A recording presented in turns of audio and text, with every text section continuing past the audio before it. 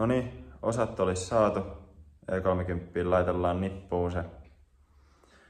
Eli kytkin varmaan kasaa ja sitten moottori paikalleen. Ja sitten mä ajattelin tässä samalla vaihtaa perään, kun on vähän havitellut, että olisi tiheämpi välitys, että pystyisi sutiin nelosellakin, kun ei se jaksa tuolla nolhepoilla vielä. Niin kokeillaan semmoista nyt samalla, kun tuli semmonen perä ostettua, niin vaihdellaan sen nyt samalla sinne ja katsotaan muuttaako mitään.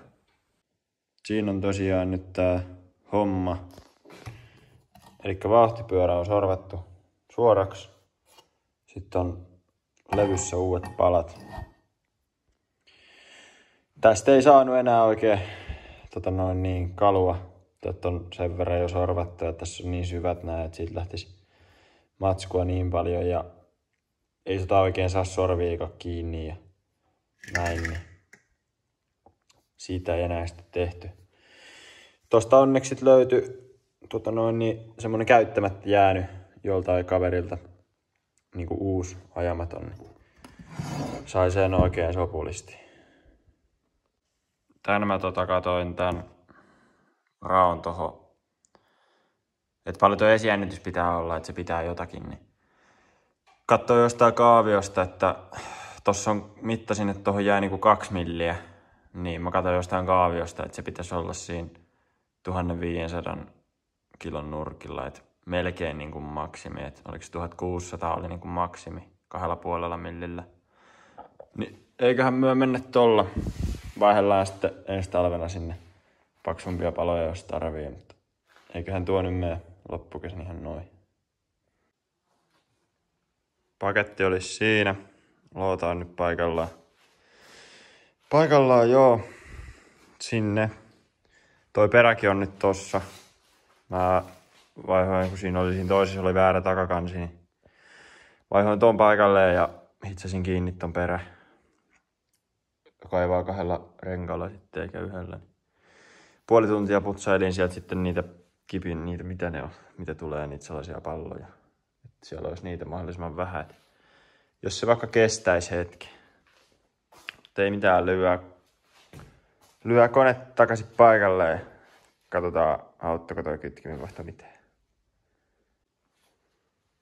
Paketti olisi siellä. Nyt on maailma taas vähän valmiimpi kuin mitä 5 minuuttia sitten oli. Siinä on nyt jo downpipet ja nuo systeemit paikallaan. Et kauhean määrä vielä tilpehööriä, mitä pitää laitella.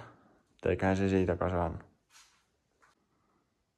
Noniin, se alkaisi olla nipussa. Vielä on toi suutin kisko irti.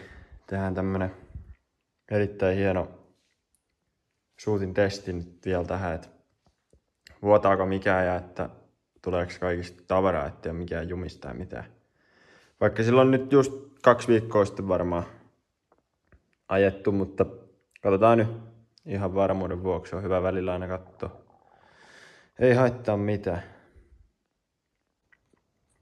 Elikkä tosta vaan bensapumppu päälle.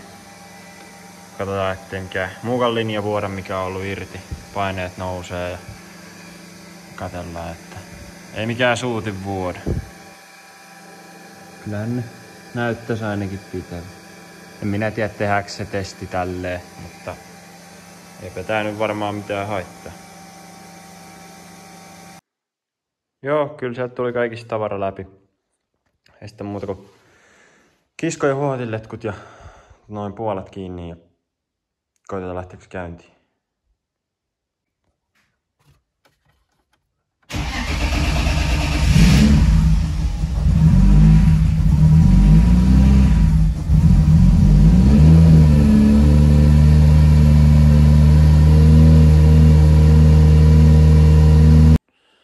Joo, kyllähän se lähti käyntiin ja ainakin nyt tässä kohtaa irrotti toi kytkinkin, kun tuossa nosturilla kokeili ja käsijarrun kanssa. Niin pelittää. Vähän alhaalta se ottaa, että täytyy pikkusen säätää sitä haarukkaa siellä, kun joku on tehnyt tuohon semmoisen hienon säädön, niin täytyy sitä vähän käyttää.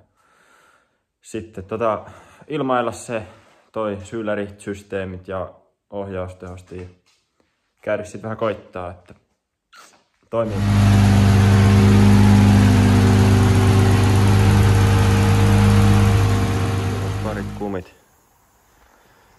Parit kumit. Huomenna olisi tarkoitus käydä vähän koittaa tuo Tykkimäessä, jos sinne pääsee. En ole nyt vielä soitellut, että oliko se huomenna auki.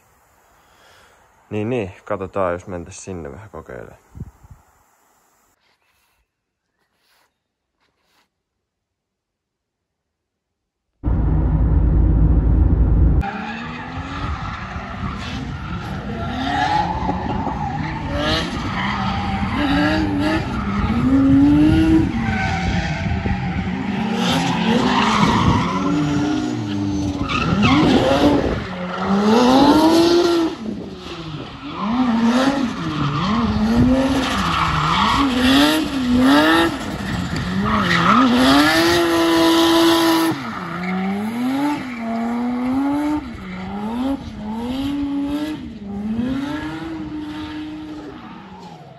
Tykkimäestä on saavuttu kotiin. Ihan hauskaa siellä oli. Ja hyvin meni, ei ollut mitään.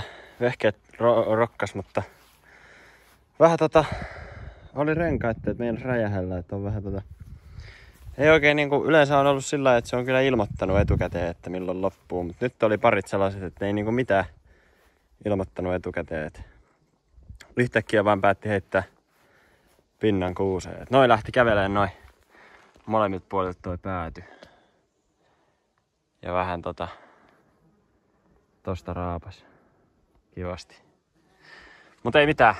Sen voi maalata, jos kun se häiritsee liikaa. Joo, ei mitään niin. Seuraavaksi varmaan pitäisi sitten Pesämäessä tai Hyvinkäällä käydä kokeilemaan. Sinne on ollut vähän tehnyt mieli, niin josko sinne sitten seuraavan kerran.